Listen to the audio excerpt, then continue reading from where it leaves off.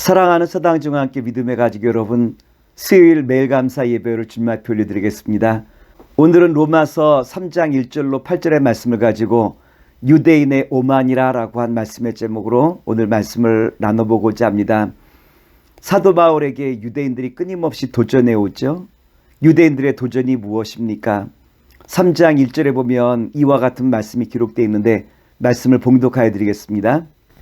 그런즉 유대인의 나음이 무엇이며 할례의 유익이 무엇이냐.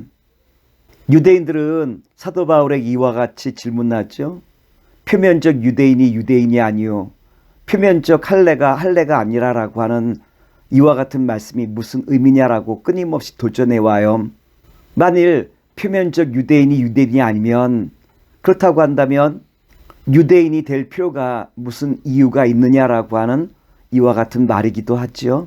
다시 말하면 할례 받을 이유가 없다라고 하는 거예요. 그런데 이 질문은 다음 질문을 위한 수순이 되어져요. 만일 우리가 받은 할례가 아무것도 아니요 그리고 우리가 하나님의 약속받은 택함받은 자녀라라고 한 것이 아무런 의미가 없다고 한다면, 하나님께서 아브라함을 택하시고 그 후손들에게 주신 그 모든 언약의 약속들은 아무것도 아니지 않냐라고 하는 이와 같은 질문이기도 해요. 할례라고 한 것은 하나님과 유대인 사이에 언약 백성 되었다라고 한 것을 드러내는 중요한 표시이기도 하지요.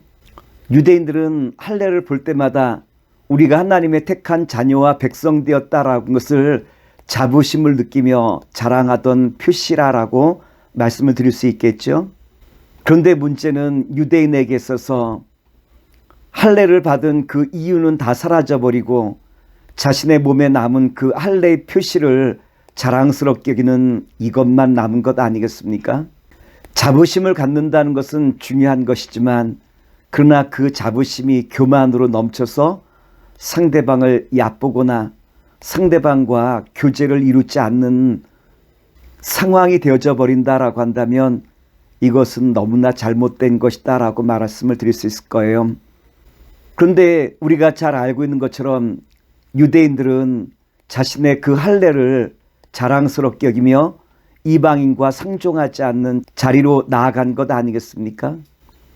그러므로 바울은 유대인들에게 뭐라고 말합니까?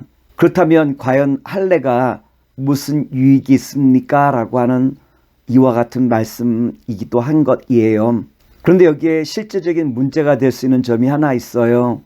만약 바울의 말씀대로 할례와 그리고 또한 하나님께 주신 그 언약이 아무런 의미가 없다라고 한다면 이것은 어떠한 문제를 야기시킬 수 있느냐로 말하면, 그렇다면 하나님께서 행하신 이 모든 일이 실패냐라고 하는 이와 같은 질문을 할 수 있겠죠.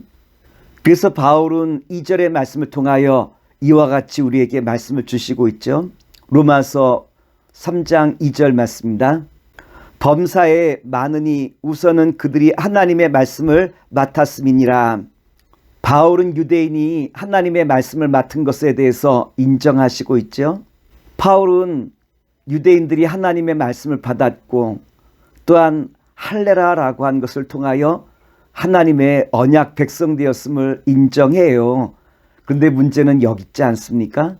하나님의 언약 백성이요 또한 하나님의 약속의 자녀라고 하는 이와 같은 칭호를 받았다 할지라도 그들의 삶이 이것을 감당하지 못한다라고 한다면 하나님의 언약의 말씀과 할례가 과연 무엇 유익이 있겠느냐라고 하는 이와 같은 지적의 말씀 아니겠습니까?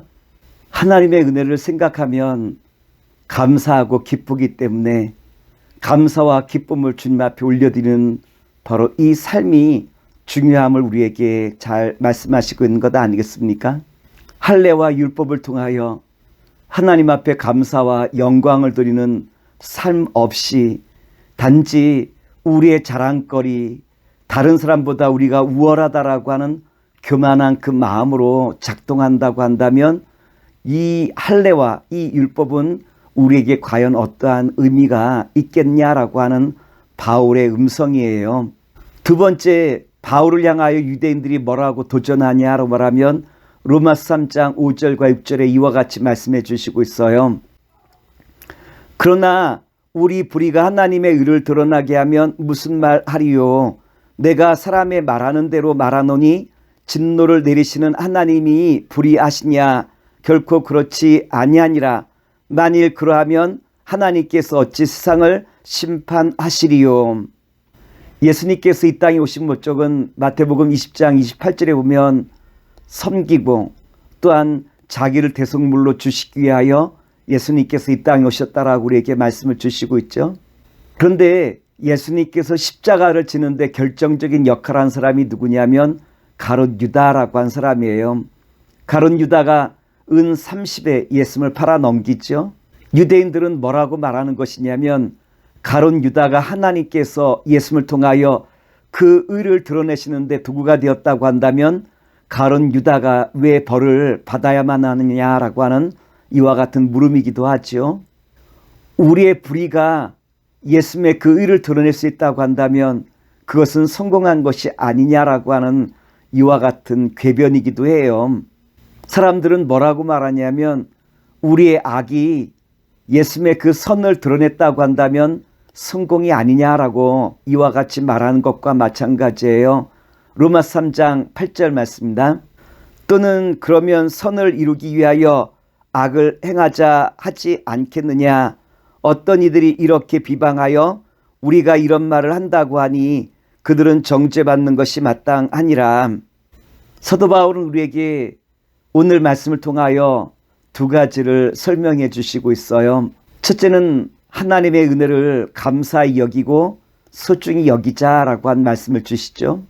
우리가 할례와 율법 받았다고 한다면 할례와 율법 받은 그 의미를 감사히 여기며 주께서 우리에게 말씀하신 그 말씀을 따라 이방의 복음을 전하는 자리로 나아가야 함을 우리에게 잘 설명해 주시고 있죠.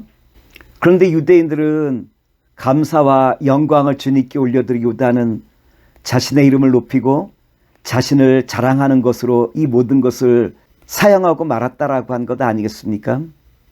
바라기는 주님께서 우리에게 주신 율법과 할례를 통하여 이방의 주님의 복음을 전하는 복된 자리에 서실 수 있는 저와 여러분 되기를 원합니다. 둘째로 우리가 궤변에서부터 벗어나야 된다라고 하는 거예요. 우리의 악한 행위가 하나님의 의를 드러낼 수 있다고 한다면 우리가 왜 정죄를 받아야 되는가라고 하는 이와 같은 궤변에서부터 벗어나야 된다라고 하는 거예요. 유대인들은 그들의 잘못을 지적하는 사람들에 대하여 궤변으로 자기를 보호하는 데 혈안이 되어 있죠. 중요한 것은 이제는 우리의 연약함과 부족함을 그것을 감추는 데 주력하는 것이 아니라 이제는 인정하는 거예요. 주님, 나는 연약한 자입니다. 주님의 도우심이 필요한 자입니다.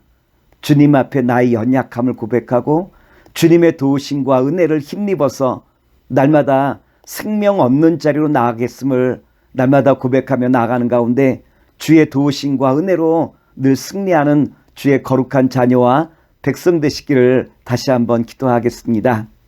사랑과 은혜가 무한하신 아버지 하나님, 주신 음성을 따라 날마다 생명 얻는 자리로 나아갈 족함이 없는 주님의 신실한 자녀와 백성 되게 하시옵소서.